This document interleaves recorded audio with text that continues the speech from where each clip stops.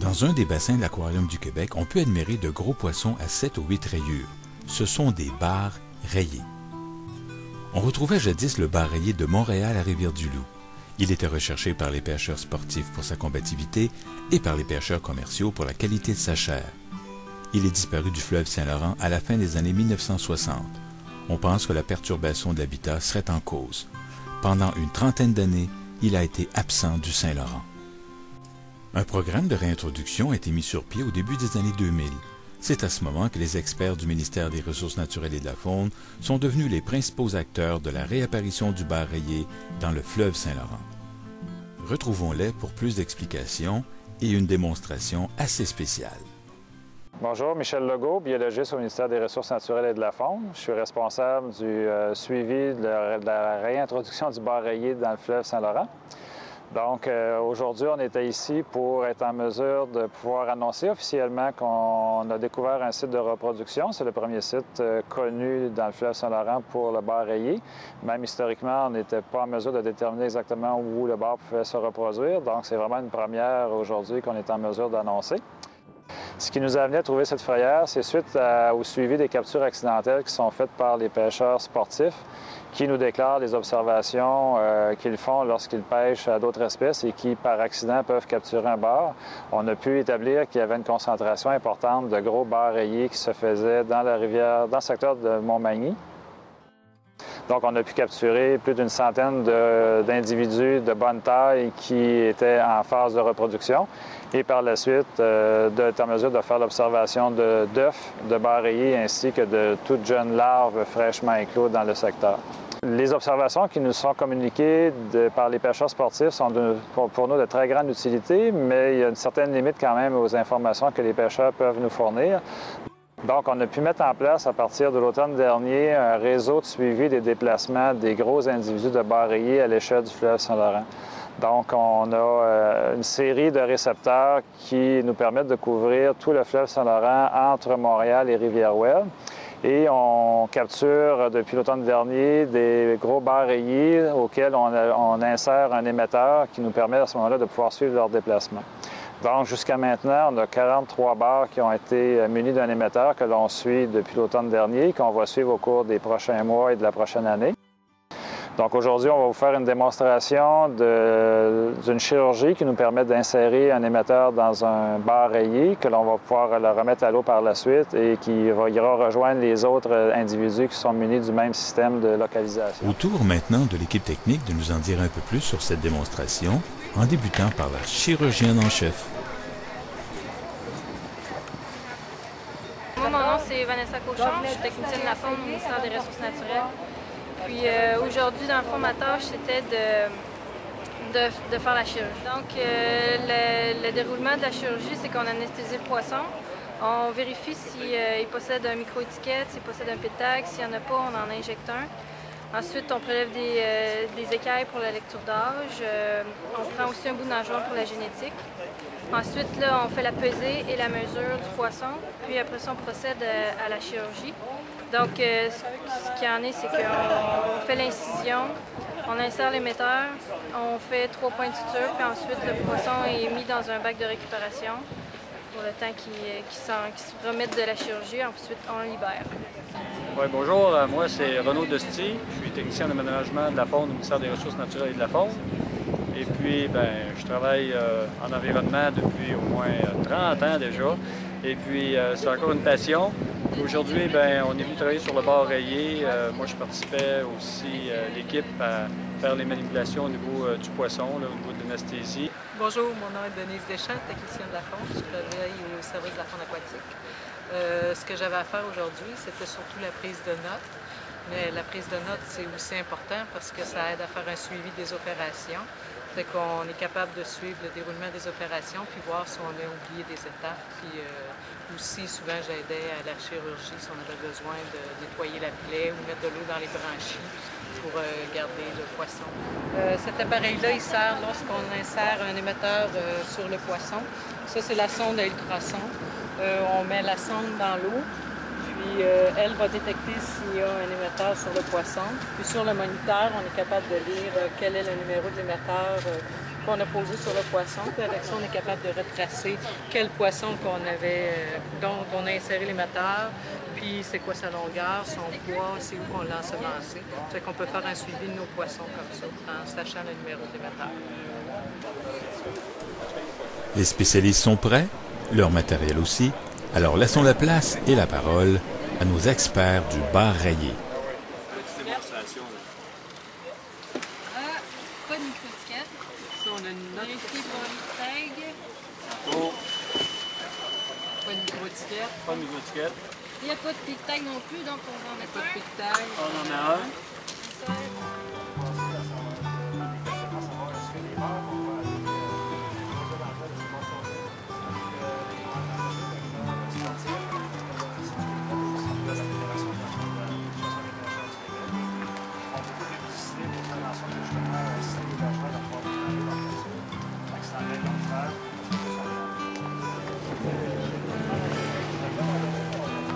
Je vais aller chercher. On n'a pas le même résultat. C'est ça. Pas la même chose. On va le surveiller. Ouais, il y en a peut-être des gens qui se posent la question, là, justement, comme Vanessa l'a mentionné tout à l'heure, c'est de l'huile de clou de girofle qu'on utilise pour faire l'anesthésie. Donc, c'est du clou de girofle comme on met dans le jambon, là, mais ça fonctionne très très bien pour faire l'anesthésie des poissons. Donc on passe un détecteur de micro-étiquette, voir s'il y en possède un.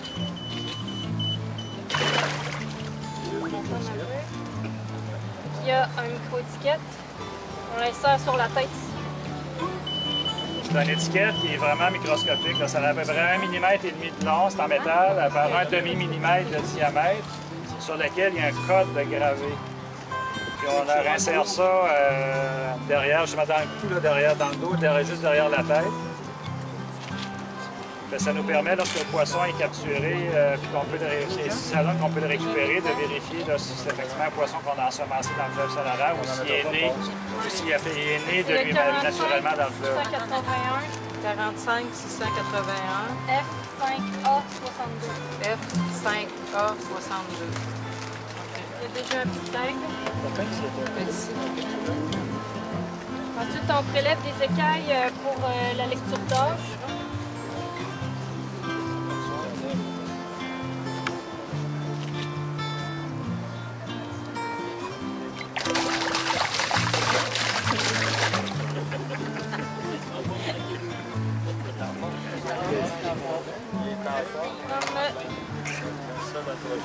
On va prendre un bout de nageoire pour la génétique aussi.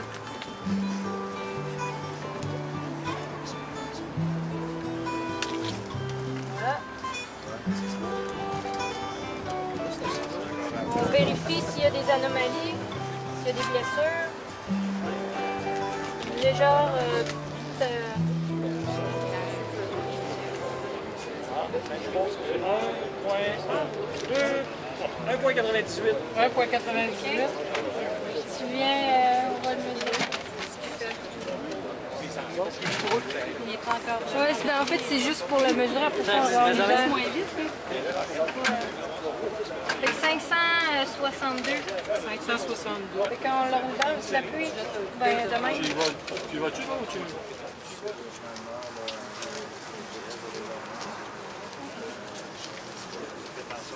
Elle est là.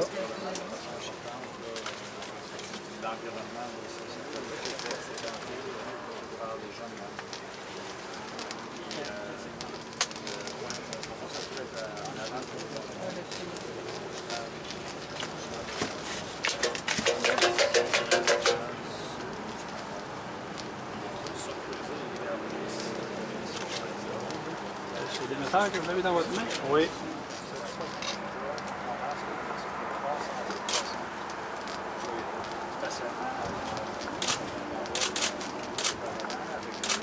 Okay.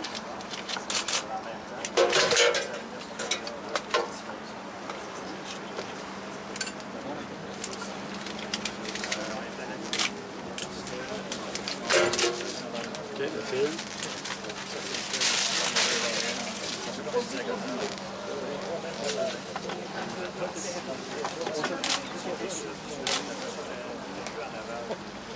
C'est bon, on a ça.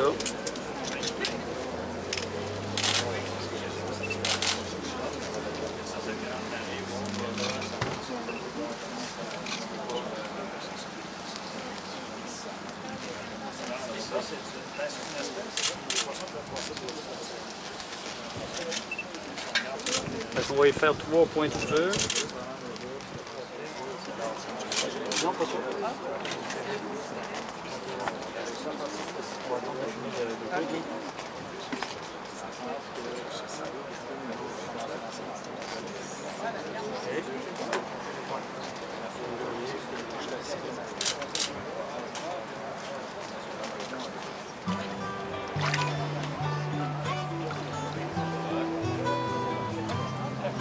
Fait qu'on le garde en observation, ça va durer environ 2 minutes, qu'il prend un peu de vigueur. Il va bien redonner sa vigueur, il va l'avoir. Après ça, on va pouvoir le libérer dans le fleuve, puis on va pouvoir mettre le récepteur dans l'eau, puis on va pouvoir entendre le signal du poisson qui va s'éloigner. C'est bien, on va peut-être mieux entendre.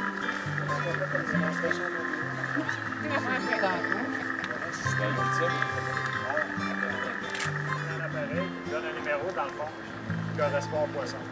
Donc le code est émis, le signal est émis de façon périodique, mais avec un temps aléatoire, si on veut, entre chaque émission. C'est pour faire éviter que ça, on a plus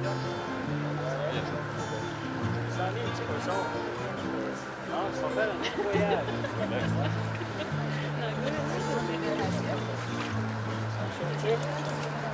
Merci, monsieur.